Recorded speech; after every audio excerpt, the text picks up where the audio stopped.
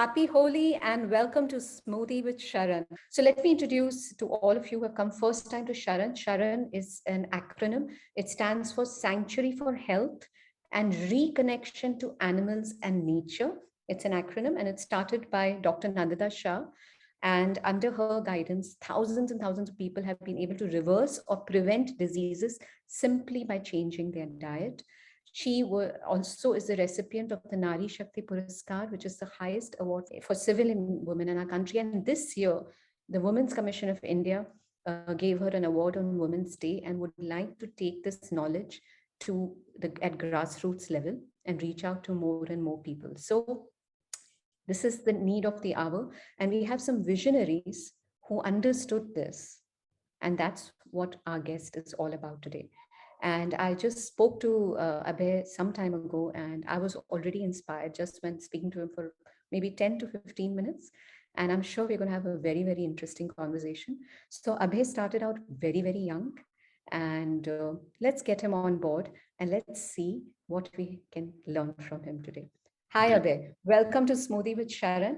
And thank you for being there. I know you are a very, very busy guy and you've taken out the time. And I'm sure a lot of people in our audience would really love to hear from you how your journey has been.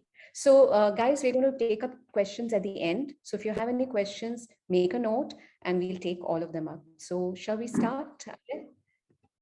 Sounds great, Reena. Thank you so much for having me here.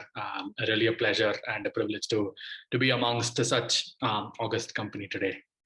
Thank you. Thank you. So Abhay, tell me, you started at 16. You stopped having anything to do with animals at the age of 16. How did that happen at such a young age? It was actually 13. My sister was also 11 at that point. So I've been vegan for 11 years now, more than 11 years. Wow. And it started with my parents who decided to stop consuming animal products. So we were vegetarian. We were all born vegetarian, but my parents learned about what's happening in the dairy industry, the cruelty that is very rampant in dairy farms and the whole cycle, which is slaughterhouses and so on. And we realized that really one of the big reasons we didn't eat meat, even though it was sort of a religious thing starting out, but rationally we didn't eat meat because we didn't want to finance cruelty to animals. And then we realized that, dairy does the same thing really. So in the interest of sort of being consistent with our own ethics, we decided to stop consuming dairy altogether. My parents did it first, and I didn't know anything about veganism at that point. Neither did my sister. I think at that point we didn't even access the internet as often. I think I really got into using the internet maybe at 16 or so. But my parents were really influential and inspiring in that regard. They were very patient with our questions because when you are 13 or 11 and you've grown up really for almost all your life just thinking that milk is sort of the key element of being healthy and your development that comes as you go through from your teens to your 20s and so on. I think we had a lot of questions, we had a lot of concerns. I was even very confused about veganism up to a point, and then when I finally did it, it's been a phenomenal journey since. Wow. So how was it at 13? I mean, you were out, you were in school, there was a lot of peer pressure, and how did you manage to say no to dairy products? I think my parents have been really supportive of anything I've done really, and in this case it was something that they championed. But really, I think one great way to avoid peer pressure is to have a positive and sort of welcoming environment at home. And I think I was also I'm a practicing Carnatic musician, right? And so there's always some sort of peer pressure to conform to certain ideals of what is cool and what is popular. And really, up until that point, I was doing my own thing anyway, and my maybe not all my peers understood it. But really, I think a lot of what went right my way, I think, in terms of peer pressure and acceptance at school, etc., was that I was someone who was winning prizes in music contests, winning prizes in debate contests, etc. So I think fairly or unfairly so is that if people see you as having some sort of traction with your life, they tend to accept your ideals a little more easily. And maybe that's what happened at school, but really there was a great environment at home. I had all these ideas. At some point I wanted to launch a vegan country, and not at any point did my parents ever say your ideas are too crazy. They were always like, do your best and we'll see what we'll do. And they sort of even give me some pocket money to explore some ideas, etc. So I think it is so important for at home to not be denied your ideas as a child, because you aren't pragmatic. You're very idealistic about the world. You want it to be a certain way. You have all these, you have an abundance of energy and ideas, and it's so important that I think I was not snubbed with it. So it gave me the confidence to sort of grow into my own. Wow, I think that's such an amazing parenting advice, because generally we tend to tell kids, think practically, and these things don't happen, or we kind of see it in an adult way. So thank you for sharing that. So a lot of your success goes to the way your parents have brought you up, I must say. Oh, thanks very much, and I think I would attribute all my success to them, Wow. and any mediocre success I've had so far.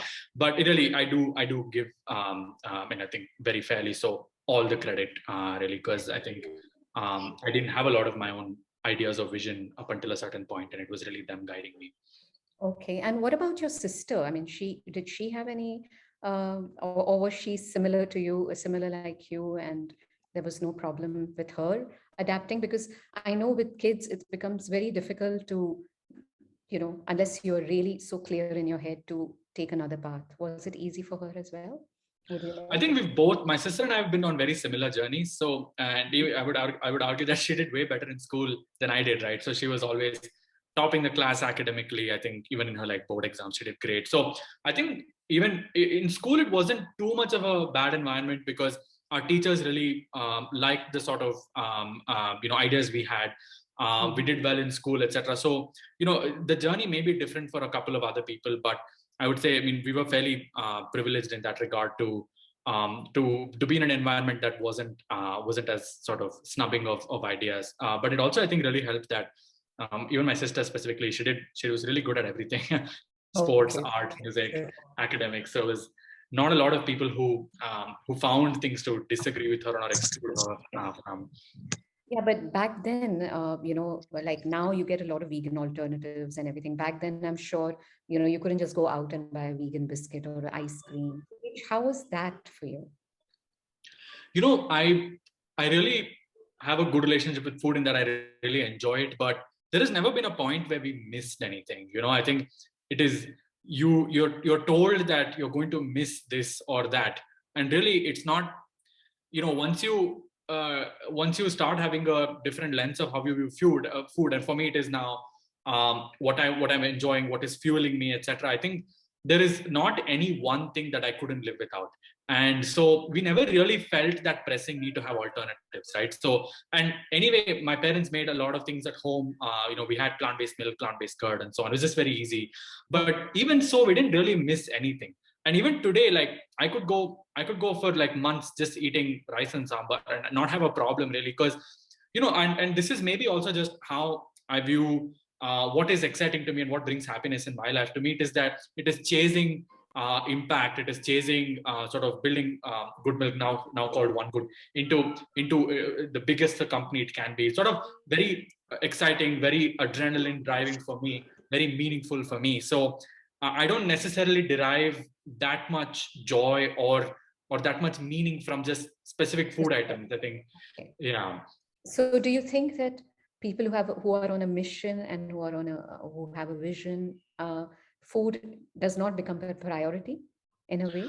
I think it may be what maybe part of the corollary of what I'm saying is that, like, food is less important to me, but that's not what I'm saying, right? It is that Right. I think food is one component of what makes life joyful, and the other one is finding your purpose. The other one is being with the right people. The other one is being in an environment that nourishes you, be clean air, clean water, etc.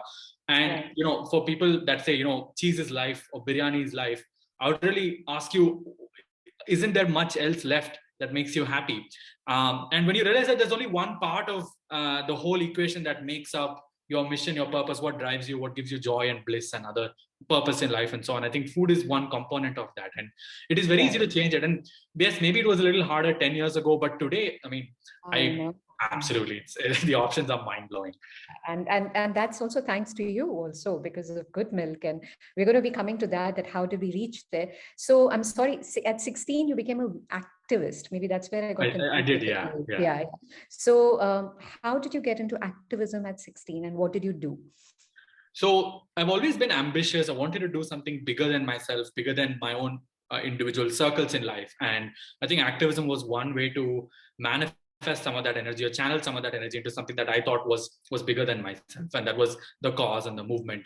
You do go through this sort of transformation when you turn vegan, which is when you realize that a lot of things that you believed in were maybe not the truth, or maybe you were conditioned to think a certain way. And it's not that anyone specifically lied to you. Maybe some of the advertising models that exist today are maybe lies or exaggerations, but really so much of what you do not question at all from a very young age, so becomes ingrained in you, and you question everything.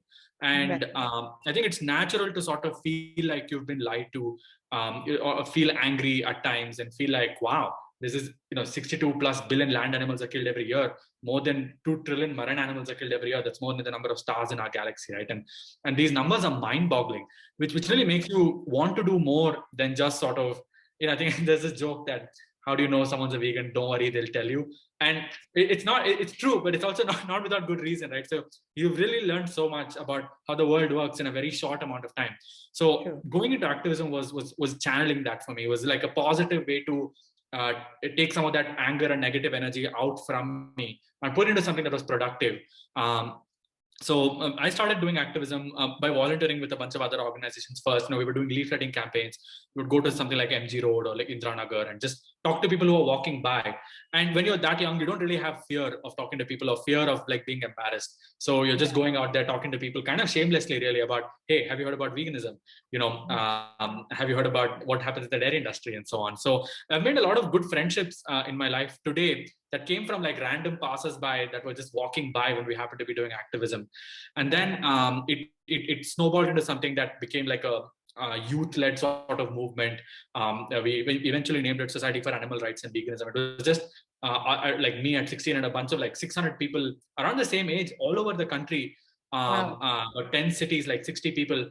Not everybody showed up to every event, but there was like a network of 60 people who showed up like pretty regularly.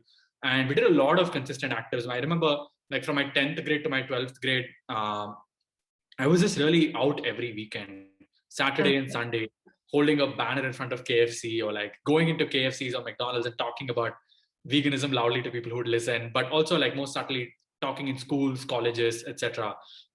Really gave, I think, a platform to become more confident in your worldview.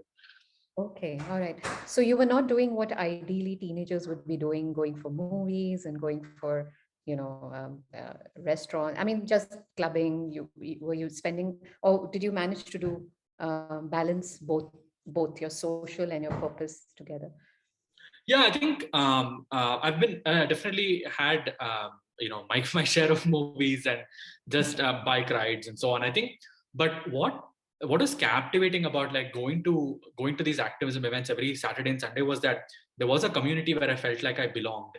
It's so important, I think, that you figure out your people, and it's really hard to do that when you're younger. So you try and like meet all these people so you can finally figure out places where you belong. And I think the vegan community was very naturally that for me. And so not only was it like duty driven for me, but it was actually fun to go to these events. We went to restaurants after, and we just we could always be sure that there'd be nothing not vegan on the plate. But also importantly, we had like so many common issues we were going through.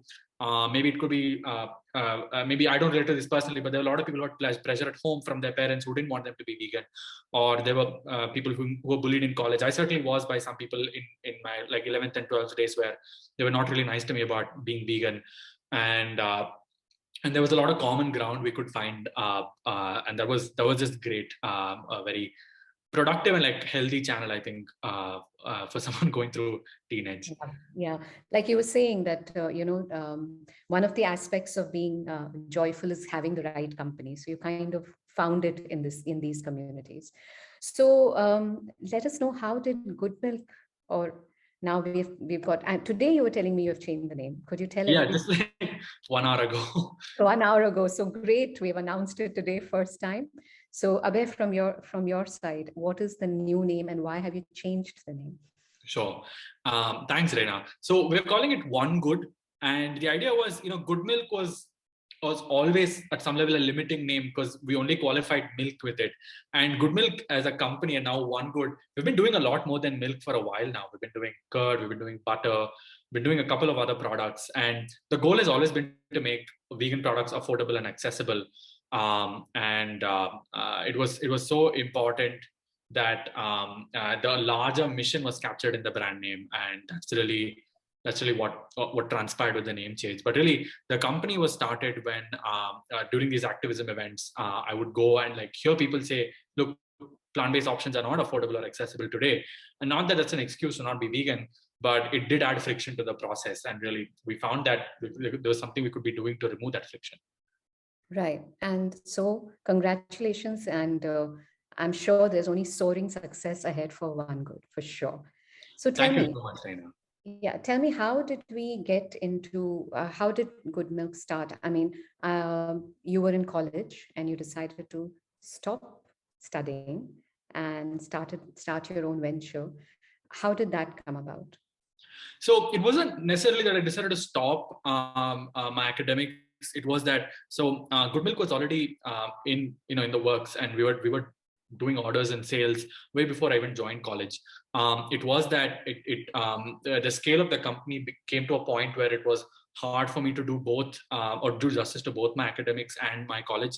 And then I got accepted into a fellowship at Stanford University School of Design called Mhm. University Innovation Fellows, and it really gave me permission to think beyond the lines of what college education meant for me.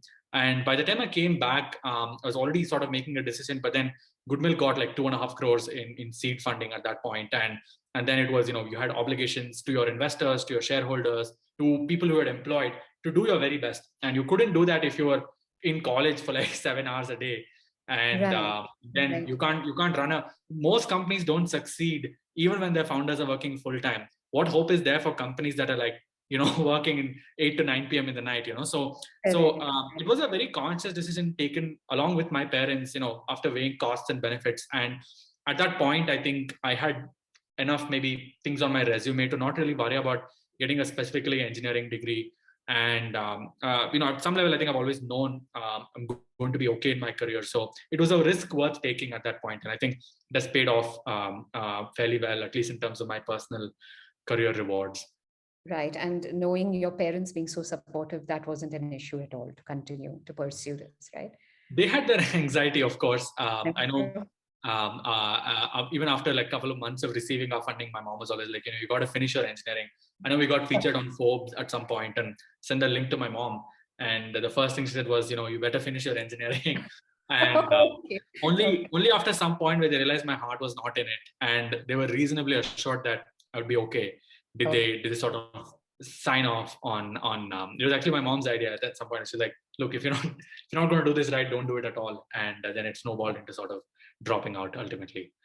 Okay. Wow, that's good. But tell me, how did Good Milk actually start? I read that it started from your kitchen, and that's how. And what inspired you to start it, and how did you actually start? So basically, you were in college when you started it.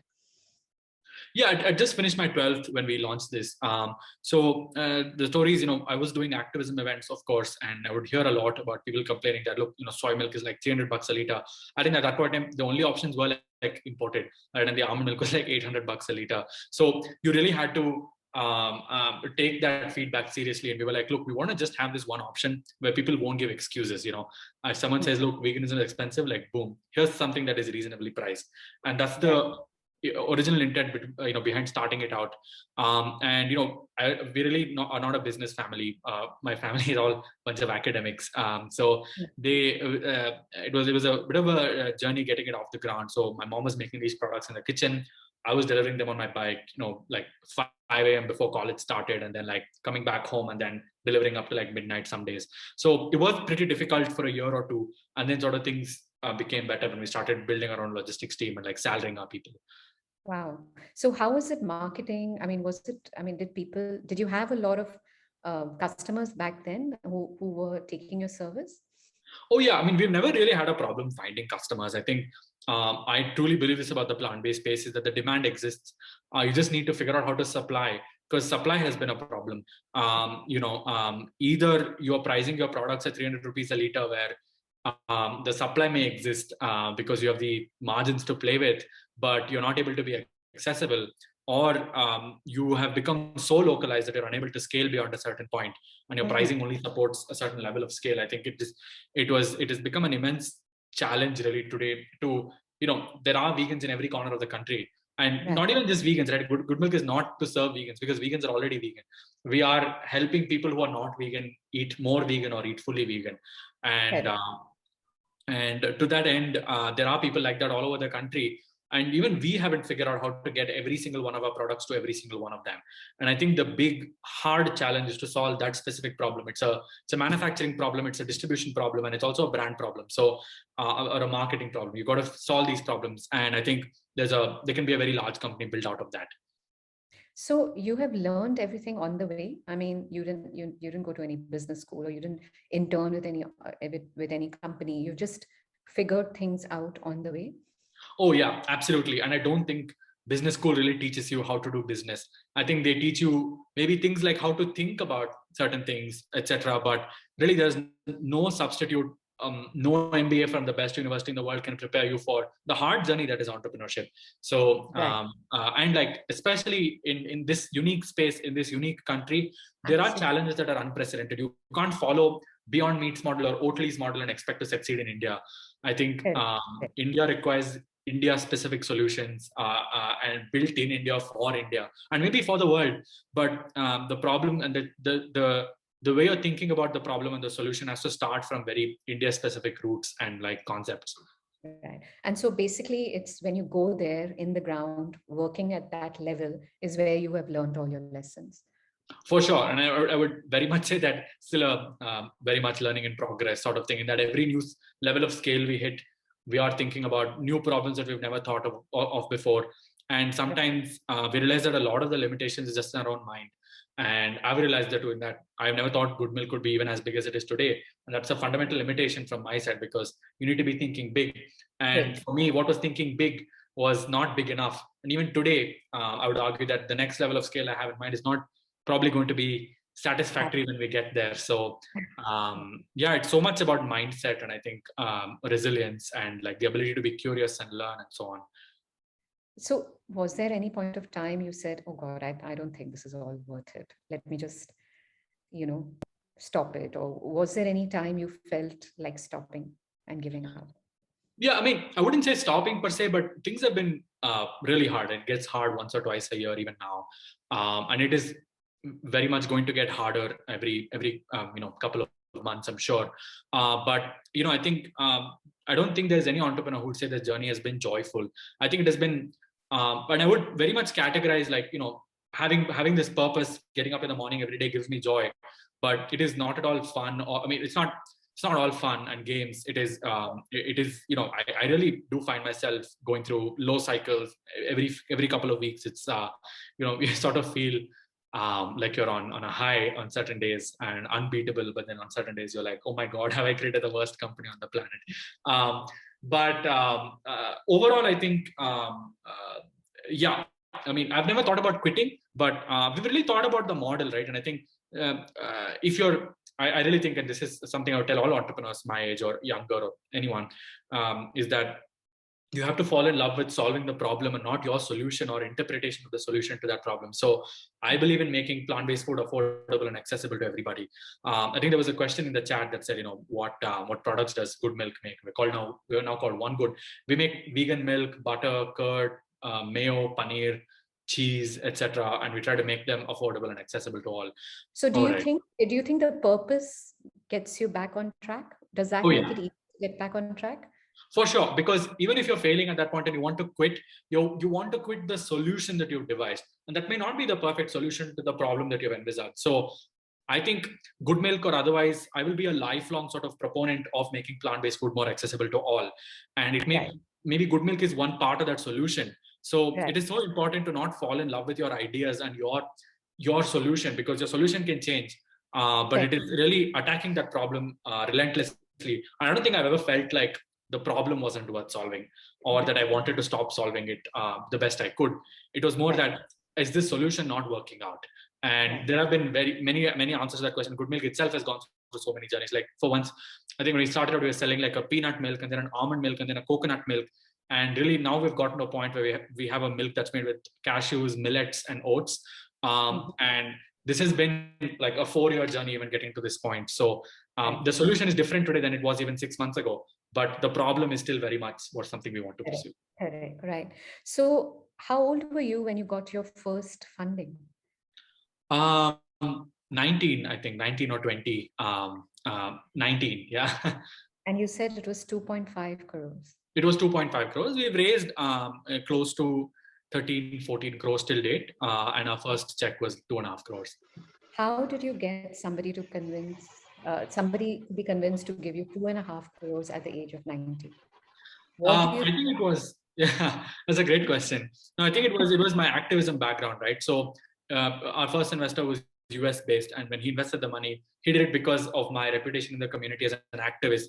I wasn't someone who was just riding the wave of plant based, because a lot of entrepreneurs may think that this is a great commercial opportunity, good way to make a quick buck. I'm going to launch a company here and then, figure it out. So there was no risk of that. I think the investor felt that there was conviction there that I wouldn't run away with his money. And I think it turned out well for everybody. Was he plant-based as well? Oh yeah, he's a vegan activist himself. So there was that connect. Yeah. So that connect was there. He knew where were you going. Okay. So and most of our investors today are still, very much vegan. Okay. Yeah. Yeah. All right. Great. So you started with only milk and yogurt, right? Right.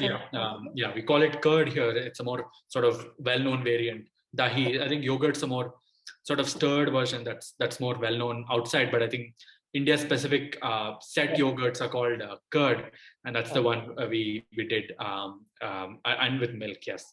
Okay. And is there any other reason for it to be Good Mylk? And was there any particular reason why you chose this name?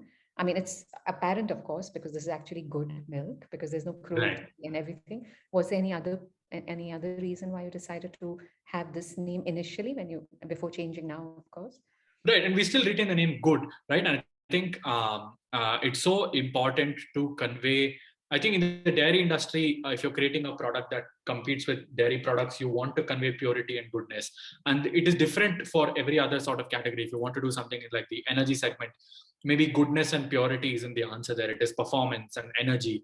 And like if you're doing plant-based meat products, I would argue that maybe there it's not about purity or goodness, it's about indulgence. And if it's chocolate, it's about luxury and so on. So I think Good very accurately captured not only the mission that we were on and the type of accessibility. We want to be good for all, and for all means to include everybody in that journey, not just people who can pay 300 rupees for a liter of almond milk. So it was sort of those themes we were playing on, and it was a name that really resonated with us.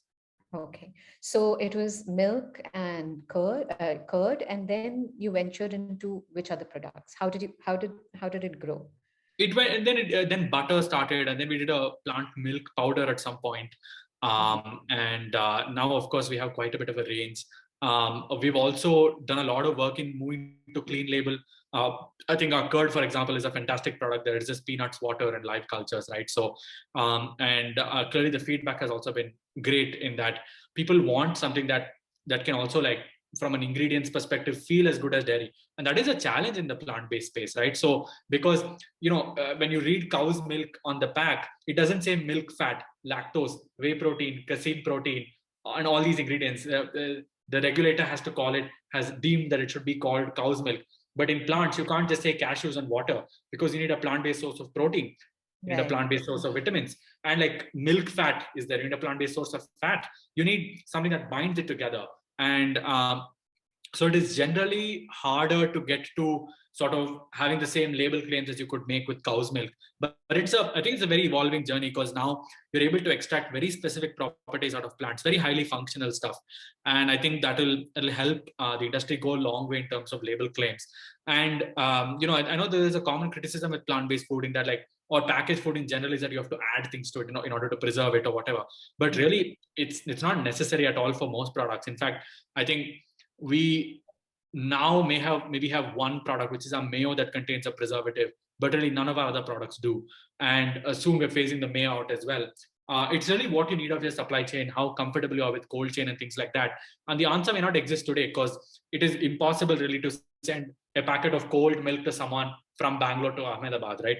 The ecosystem does not exist. You can't freeze it either. It's going to like separate out. So it's so pivotal to decide what compromises you can make, not only from a product ingredient perspective, which is just one lens of it, but also the type of packaging you use, right? Because if we want to be good, then we want to use sustainable packaging. So there's many layers to it, and part of the problem with using sustainable packaging is you need a cold chain. So then there's the cost of refrigeration to the environment, really.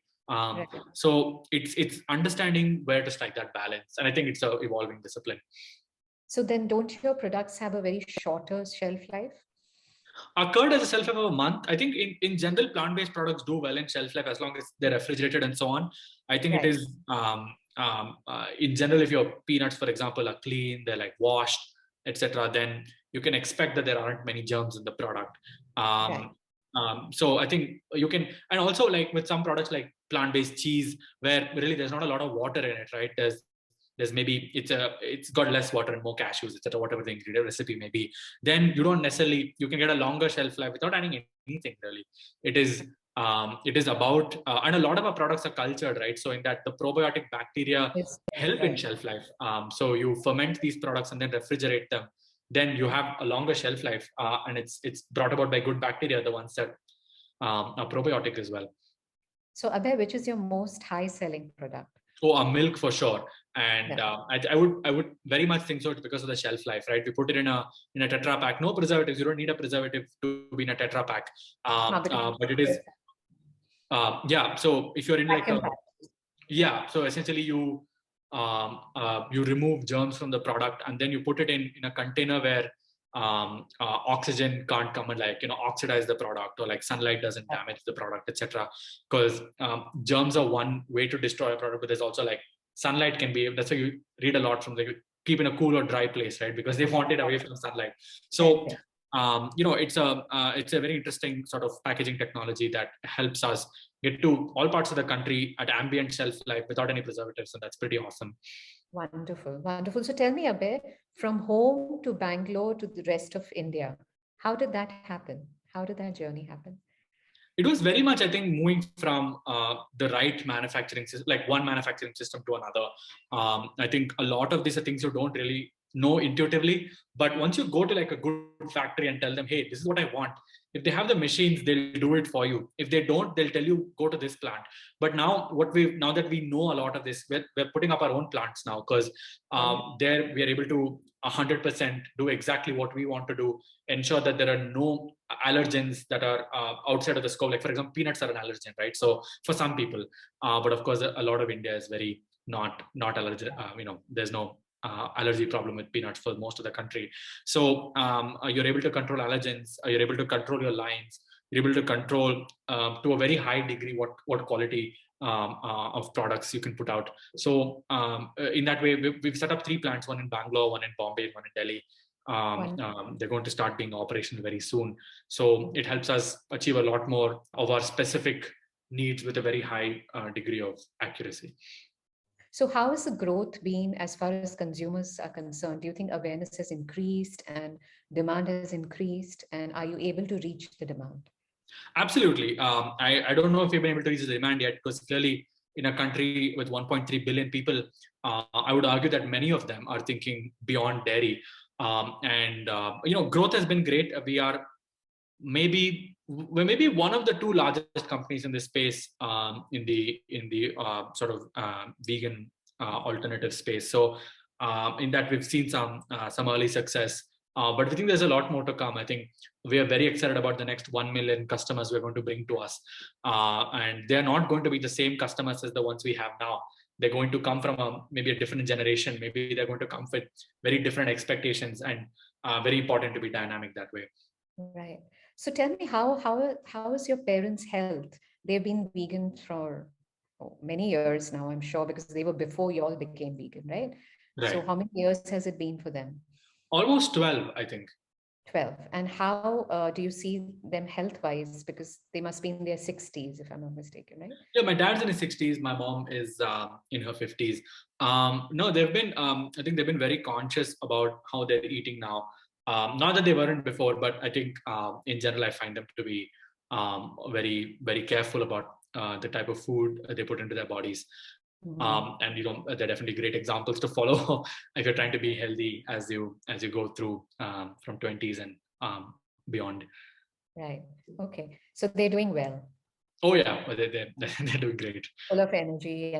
And is your mom still part of the company? Absolutely. She's not doing the manufacturing part of it anymore, but there's a lot of wisdom she brings. There's a lot of insight she has had about life that she imparts to me and to other younger members in the company. And when there are interpersonal problems that come up, be it during miscommunication issues between the company, maybe some vendors, within the company itself, I think my parents have been a very important guiding force in sort of helping us navigate some of that conflict, or help people be better prepared to sort of handle things with maturity and so on. I've certainly learned a lot about leadership and running a company from them. How wonderful. So you were a team of two, and where have you reached now? What's your team? We're about 50 people now. Wow, that's wonderful. And Abhay, you're only 25 years old. Oh, I mean, maybe right in the right place at the right time, but it's been a team effort for sure. Wow, that's just wonderful. And you were telling me you got married at the age of 23. Oh yeah, it's been almost 2 years now. Yes. 2 years now. So you've always done things, I mean, off the track, off the usual track. So how did you get married so early? And tell us a little bit about your wife. And you said she's vegan as well. How did she? Of course, yeah. Yeah, she also turned vegan for ethical reasons about 9 years ago. She's from Seattle, and I happened to be there in 2018 to perform Carnatic music with my dad, and we are Carnatic musicians as well. So happened to meet her, and we really connected all over, over our shared passion for veganism and helping the world be more vegan. And it's been great. I think I realized pretty early on in the relationship that this is something I wanted to make permanent. So it happened. Okay. Your parents were okay, because usually 23 years for an Indian boy to get married seems to be a little early. Oh yeah, my parents were very happy with it. I think I've been 23 is a young age. If you finished your education at 21 and then gotten into a job for a year, you don't have a lot of ability to stand on your own 2 feet.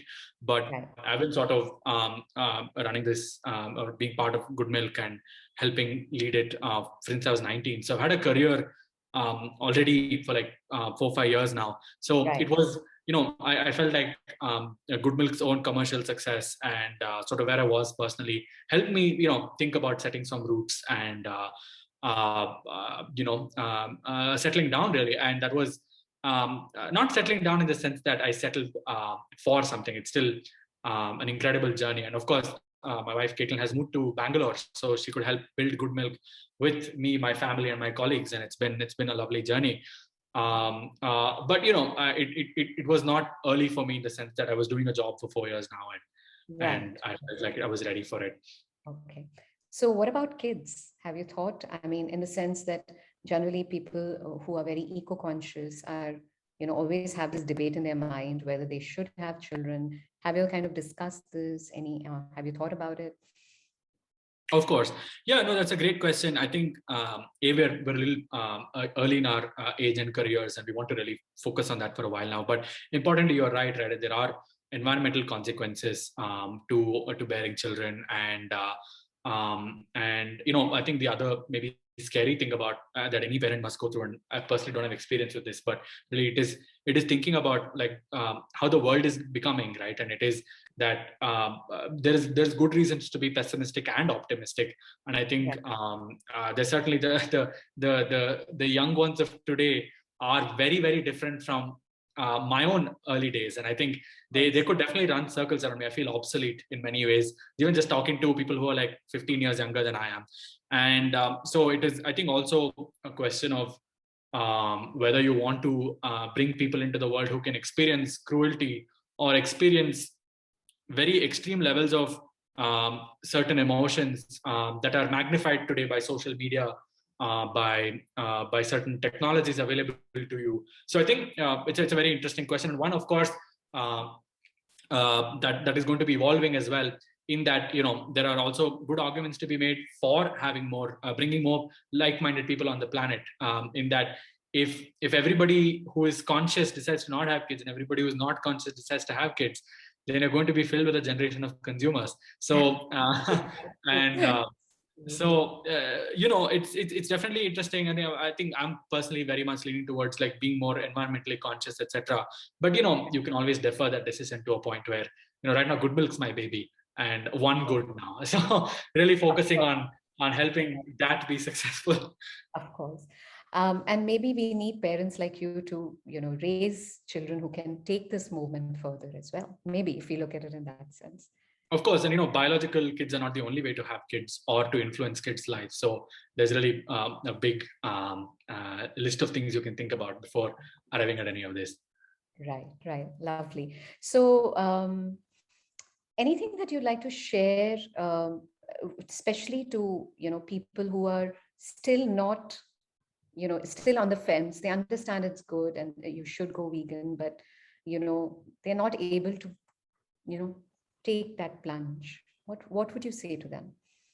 I would say, I think maybe a big barrier of this is what you think internally, right? In that you think it's going to be a sacrifice, you think it's going to be hard, and the reality is it's not. It's so easy today, and like we live in a country where so much Indian food is already vegan by default. Like curd rice maybe needs alternatives, but like sambar rice is vegan. Dosas, idlis, vadas, puris. There's this a big, India has so many indigenous grains and plants and so many amazing flavors and textures. There is so much of life to see and learn and do with that.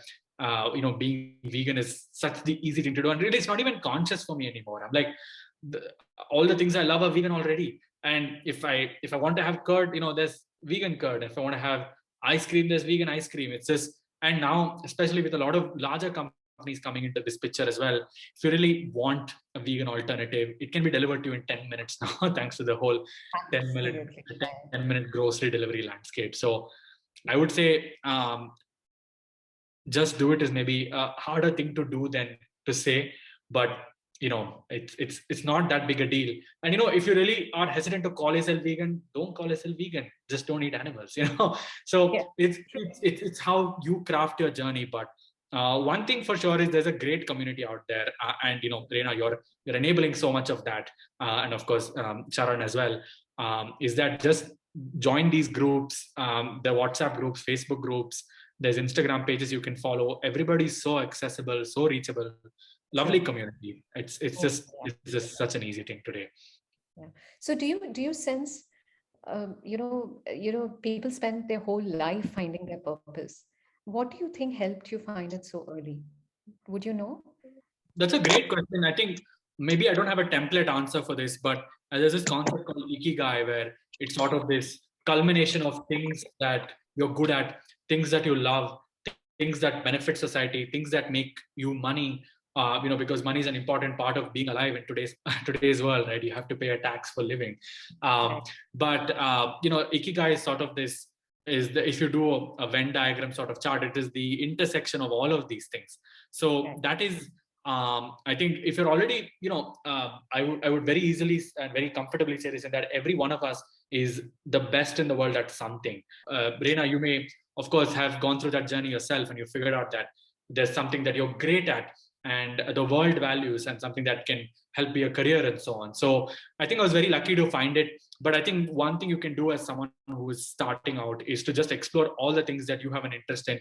Being curious is so important, right? And it'd be very wrong to say, for anybody to say they have all the answers. I think the best people are lifelong learners, and they're very, very curious. So being curious and just being open to trying new things, and if something gives you joy and purpose and so on.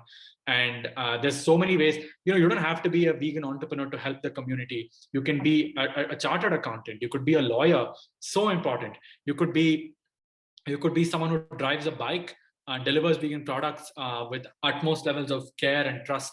And all that is so important for any movement to succeed. And I would say there's a space in it for everybody to be uniquely themselves and manifest their purpose. Right. So basically be open, try out new things, and it just happens. Like, I feel I found my purpose when I was when I found Sharan, because and I just, life just changes. It's like a miracle, you know. And I don't know, I've seen lots of blessings come my way after I changed. I mean, after I became vegan. Have you felt the same? Yeah, it's hard to not feel like you're lucky. Yeah. It's a lot of good things have happened. Of course, I'm personally not religious at all, but I think being in business has made me superstitious. So now, I tend to feel like I'm very lucky. Yeah. I tend to feel like I think so much of that is also how you're in alignment with your own conscience, right? Right. And I think being vegan has helped sort of help my conscience feel more at comfort with what I believe are my true innate values. And Right. now that veganism is one great way to express those values, I feel like I'm more at alignment with myself, whatever that means. And it removes a lot of your blocks, and I think your barriers. And I think it is also so important to feel like you're on the side of good. And it becomes such a driving force for you through all the ups and downs, True. and that you feel like there is a higher purpose that is driving you forward. You find Yeah. a community of people who have that same purpose, and so on. So I think a lot of good things start falling into place. But I think the larger theme there is not necessarily just being vegan, right? Because I don't think anybody says they became vegan but didn't change any single thing about themselves. I think the whole aspect of being vegan is reflecting at everything we do from a lens of rationality, from a lens of what feels true to your values, and so on. And I think so much of life changes after you apply that filter to everything you're doing, not just what you put in your mouth. Maybe that's maybe Of one big course. part of it, but Of it's what you wear, it's who you interact with, it's the type True. of people that you want around you, and so on. So Yeah. it's when you feel like uh, there is so much good that you're aligned with, life becomes, I think, a lot more enjoyable. So is it, I mean, it started with health for me, and then I realized the compassion and the environmental aspect. How is it for you? It was, I think, very much ethical at first, but it's hard for me to say that definitively, because I did because my parents encouraged me and inspired me to do it. Right? I didn't really believe in veganism until I started arguing about it with other people. So that was a little after I turned vegan. So my parents definitely were inspired by the ethical motives to be vegan, and then they inspired my sister and I, and it was very much ethical for us. And even today, I think there are many ways to market animal products as healthy or make them out to be healthy, etc. But what you can't really take away from the industry is that it is cruel to cows, and it is cruel to animals, and so on. So I think I find that to be a very powerful argument, and Right. it is absolutely unnecessary to eat animal products. So Absolutely. it just makes for a very powerful argument for me. What is future of One Good now? What is coming up? We want to be as big as possible. I think the idea is to serve the next billion consumers that are going to come from India, who are going to want to eat more consciously, eat more sustainably, eat healthier, and it is and help India be more food secure. Right now, food security is an issue that is a pressing issue that we must address. And if we are going to be able to feed the next sets of young humans that are going to be born into the next 50 years, I think we need very robust systems of nutrition and robust supply chains to help feed and nourish the country. And I think one good sort of mission is to figure out or be a part of that journey. Right. And I think one thing that's very important to me personally and the company as well is scale.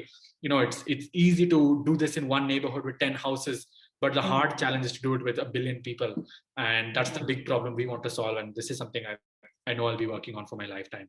Yeah. So I saw a couple of questions where people were asking, are you there in Ahmedabad? Are you there in Pune? So how do people from countries, from cities where you're not available, order from you?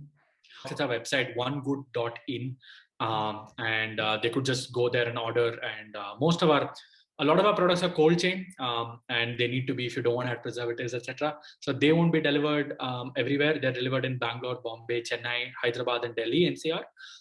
But our milk, etc., which is in a Tetra Pak, again, no preservatives, they can be shipped nationwide. So no matter Okay. where you are in the country, you can definitely order our products and we'll deliver them to you.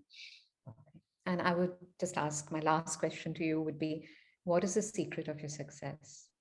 Oh, It is really hard to say it is just effort and hard work and so on. I think that's one part of it, but really just having a great support network.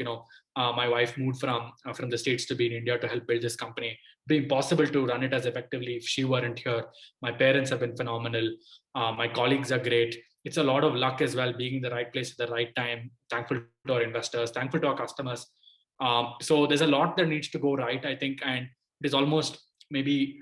I mean, hard work is one pillar, of course, and but I would say uh, over the course of your lifetime, maybe I think being genuinely intellectually curious, being open, trying to do your best, and like I think it's so important to also feel like you're doing good in the world. I think Right. those things may help give you the edge that other people may not be able to find as easily.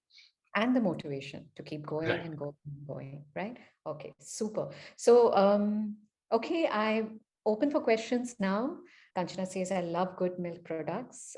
She has a suggestions if you can make smaller 500 millimeter peanut curd. Any answer to that?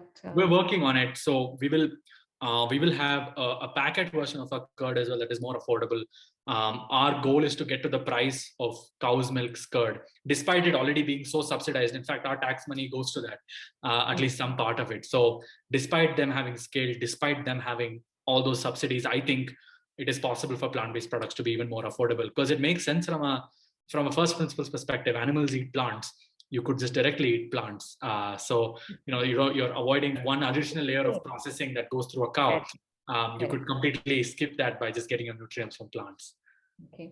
Natasha is asking, my kids are too young and they're of the age of 4 years and 4 months. If I remove dairy products, what else should I add so that they grow strong?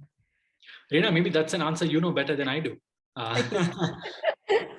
Well, Natasha, if I say it bluntly, then if your babies are calves, then yes, they need dairy, I mean, a cow's milk.